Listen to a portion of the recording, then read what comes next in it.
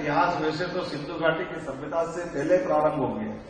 बाद के काल में भी हर काल में हर समय 2000 साल पहले, 500 साल पहले लोधी वंश में अलग अलग समय में यहाँ के अपने उद्यमशील लोगों ने अपने वस्त्र से, लघु उद्योग से, अपने इस पूरे देश तो ठीक है, ईरान और आगे तक भी कई सारी जगह तक अपने व्यापार व्यवसाय से पहचान बनाई।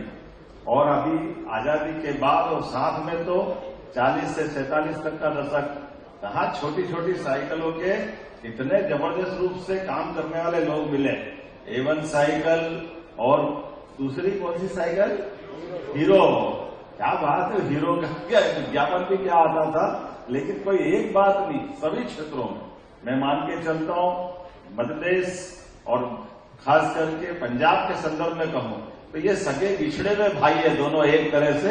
इनको मैं इस नाते से भी बधाई देता हूं, क्योंकि एक तरफ पंजाब का गेहूं और एक तरफ मध्य प्रदेश का गेहूं, दोनों किसी से कम नहीं है। पंजाब बड़ा भाई है तो मध्य प्रदेश छोटा भाई है।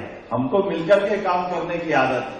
आज बदलते दौर में जिस प्रकार से समय बदला, हमने सबने, ये बात तो सही है, जैसे राजनीतिक दलों को छूटे नहीं कोई कहीं भी आकर के काम करे, अपनी पहचान बनाए।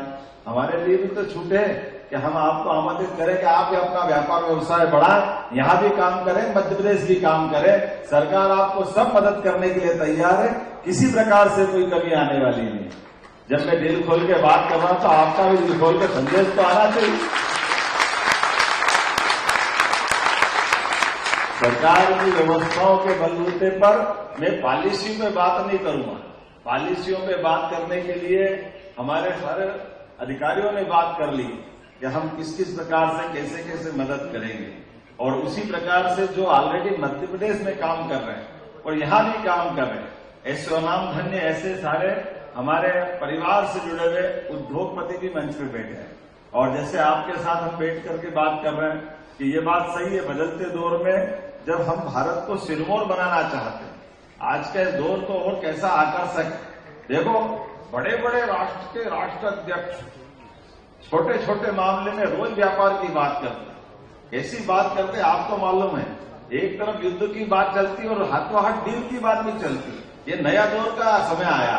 कभी अपन ने सुना था कि ऐसा कोई होने वाला, लेकिन ये समय वास्तव में सजगता का भी और तत्परता का भी, और इसी प्रकार से त्वरित गति से निर्णय लेने का भी। समय के साथ बदलते दौर में हमको कदम से कदम मिला के चलना।